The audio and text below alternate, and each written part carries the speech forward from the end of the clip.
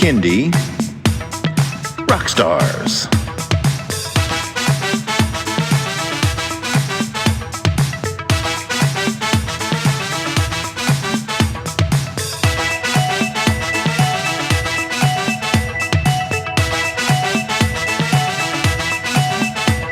Prepare for a treat, let's meet and greet some bands and singers that are super sweet, making music that's fun for boys and girls.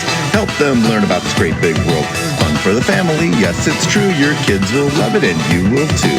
Clap and dance and sing aloud, become a part of the Kindy crowd. These songs will make you move your feet and give your ears a great big treat. So settle in, grab your guitars, and let's get to know our Kindy rock stars.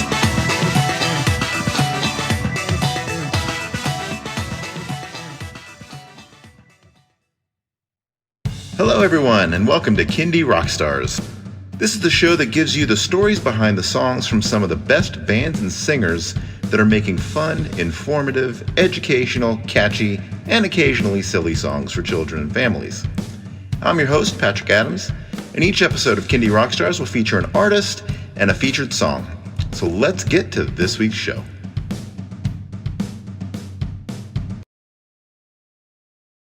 Joining me today is Kane and Regan from the KaRS, and that is KaRS, and they are from New Zealand. Welcome to the show, gentlemen. Kia ora, everybody. Kia ora. All right. So how did you guys get started into Kindy music? Well, Regan and I, we were living together in Palmerston North, entertaining, working at Centrepoint Theatre, a professional theatre company here, and we trained at UCOL Theatre School. And then in 2004, there was big floods in the Manawatu where we lived. And we had some people around the place ask us if we could come and entertain and cheer up some of the local schools and kindies. So we went round with our guitar and ukulele and started cheering up through music. And through that, they started asking us if we had any of our own songs. And we thought, we haven't, but we can easily write some. So we decided to apply to our local council for some funds to create an album, and we focused it around manners, mathematics, and basic hygiene. So, you know, using these we laugh at it now, but these three things, because they're so broad, that surely the council will give money for one of those streams. But also going, just seeing how those that have been through a bit of devastation, we were just like, we got to do something. We love singing, we love entertaining. So we did put a smile on a dials tour. We had friends that worked at schools. We said, we want to do a lunchtime concert. They said, yes, please come. And prior to that, Kane and I used to play at rest homes as a Christmas treat, just for fun. And it just sort of went from there. It came from a desire to cheer up people with good music, really. And Excellent. just Regan and I, we just love entertaining together, having fun, and to the kids, we just, you know, making them laugh through music and just being silly. It just really, it was a pretty tough time for the community. Yeah, but the children, as we know, they're the best critics. You know, if they don't like you, they're playing with the pieces of paper that they've got in front of them. They're chatting. So really great training ground, and also great yardsticks to know if your songs are hitting the right spots. Now, have you guys been doing this pretty steadily since? Not really, no. We both work professionally as actors and musicians and teachers. But recently, Riggs and I got to work together again on Centrepoint Theatre Stage, which is a professional provincial theatre. And we've just, while we were there, we thought, let's do some more work. And we started actually to do 3 music videos for songs we wrote 20 years ago, basically. Yeah. So, but, you know, I mean, it's great to have the recording because, you know, as you get older, your voice gets a deeper timbre. But I guess one of the other things is I've got a 4-year-old again. I've got 3 adult teenage girls, almost adults. So having a 4-year-old again, just going to kindy and seeing what they're listening to. And then they realized, hey, have you guys got some kids songs? Like, oh yeah, we've got an album. You can find it on Spotify. And they started playing it. So it just had a bit of a resurgence. So yeah, having a young kid certainly helps to get back into kids' music again. Yeah, which is really great. Like the it's interesting now because my goddaughter, when the album first came out, she loved it, and of course now her youngest brother loves it. She not so much because she's grown up, but the younger brother loves the album. So it's kind of cool seeing it come back in full circle, and then just going, look, we enjoy doing this. Let's make some videos and get it back out to the people. Yeah, Excellent. it's where I work. I teach at a music school, and I have an 18-year-old student here who remembers listening to Grubby Hands, one of our songs, back when he was little. This is like, oh my goodness. It's a good yardstick for knowing that you're aging, eh? So I've had a couple of artists from New Zealand on, and I think a theme has emerged at how much New Zealand really supports the community. So have you guys experienced that here recently?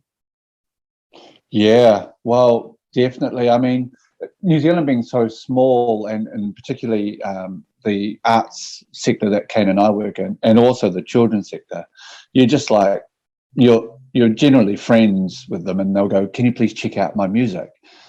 Which is a polite way of saying, can you please put it over your social media?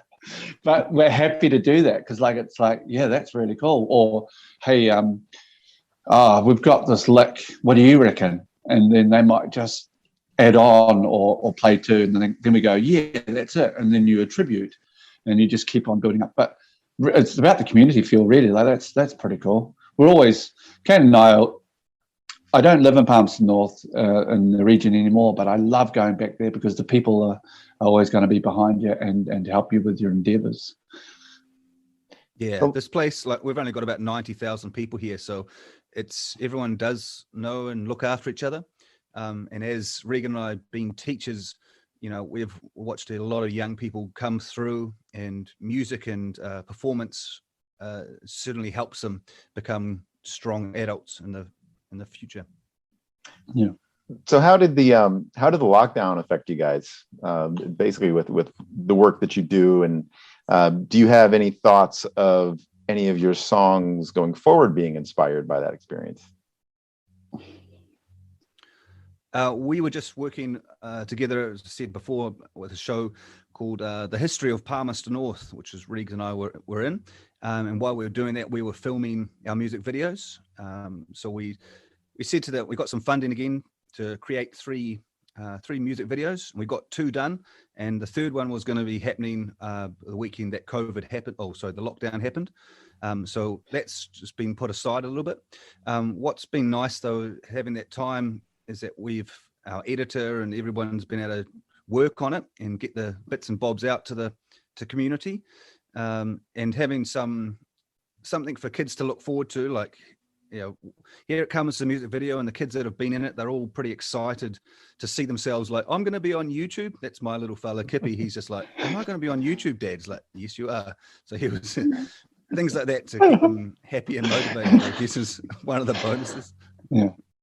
And I logged into other artists like Anika Moore and Tony Wyeth, and they were doing readings of books or singing of their songs, 9 a.m. jump time and things like that, which was just fantastic. I think it was good for them as artists as well to make sure that they had some routine and something to do, and just people logging in and enjoying it. And I was just like, oh, this is great. Like, it's a great feel for the situation that we're in, which is positive, which is a great thing. Going forward and writing something about lockdown songs, I suppose it's interesting because you got to try and find those real gems of positivity that can be put into major chords. Yeah. and seeing what the content is, like playing with the cats or doing the gardening or colouring in, or getting on mum and dad's nerves, you know, or something. Yeah, the first song we released as a music video, I guess, has a synchronicity. It's called Grubby Hands, and it's about washing your hands, which is hugely important in a virus COVID time. So we're still hoping for the Ministry of Health and the government to pick it up and send our Spotify streams through the roof. Yeah, but also this month in New Zealand is Mahuru Te Reo Māori, which is a celebration of the Indigenous language of New Zealand. And we didn't do it on purpose, but this song is half English and half Te Reo Māori, half the Indigenous language. We hadn't even thought about that. So it's great how sort of things just sort of sync up like that. Yeah, beautiful. Yeah. Excellent. All right, you guys ready to get into a song? Sure. Yeah. Our song today is called Grubby Hands. All right, gentlemen, what inspired this song? Well, I guess it comes back to the three themes we wanted our debut album to be about. And one of them was about basic hygiene, and washing your hands was a giantly important one. So we thought we'd write a song, and we called it Grubby Hands, which in New Zealand, I'm not sure the rest of the world, but sometimes you've got dirty hands. We call them, you got grubby hands over here. And another thing about the song, we decided it would be bilingual. So we'd write it in Te Reo Māori, which is the indigenous language of Aotearoa, and English as well. And then have a little bit of a canon later on. So there's two parts singing at the same time. Yeah. And it's just like basic hygiene. We're like, oh, let's write a song about grubby hands, because everyone has grubby hands when they're working in the garden or doing mechanics or anything really. Yeah. Yeah, I got a nice Beatles vibe off this song. Has anyone ever told you that? No, that's brilliant though. That's a giant compliment. Yeah, that's awesome. Do you mind? Can we take that sound bite and put it on our reviews? Absolutely. It's like Oh, when brilliant. I was listening to the music, that's kind of what popped into my head. It's like very Beatles-esque. Oh, that's awesome. We've got a couple of our dear brothers who are singing on there as well, Jamie McCaskill and Anasiti Jerome Leota. So it's just, we're lucky we've got some good friends that can just harmonize beautifully. So you can hear their voices throughout the piece as well. Excellent. All right. Well, let's check this one out. Here is Grubby Hands by the KaRS.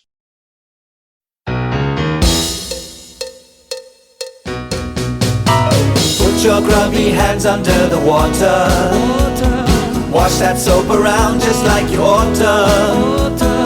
Rub your hands around, keep them out of the ground. Put your grubby hands under the water. Put your grubby hands under the water.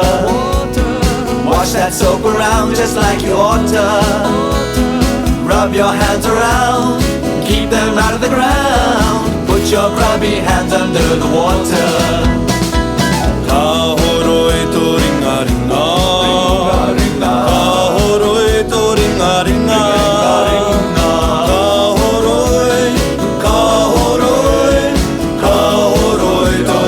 ringa, ka horoi to ringa ringa, ka horoi to ringa ringa,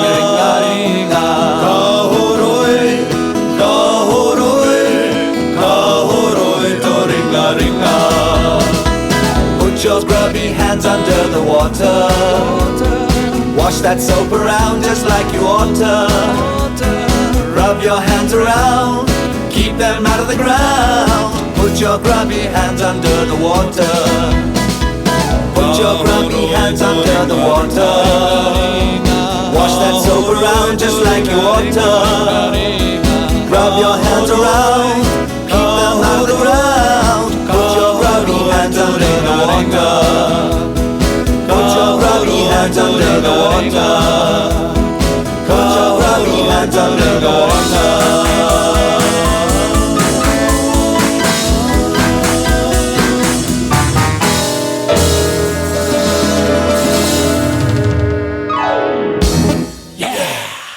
Hell, go wash your grubby hands, babe.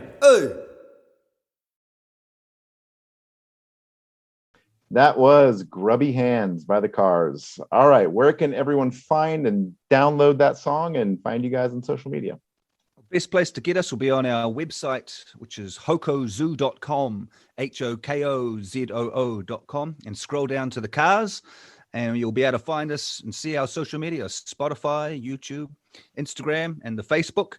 And if you're searching us online, just make sure that it's the KaRS is KaRS. We are the Kane and Regan Show. Very good. All right, gentlemen. Thank you so much for being on the show. It's been a pleasure having you on. Thank you so much, Patrick. Patrick.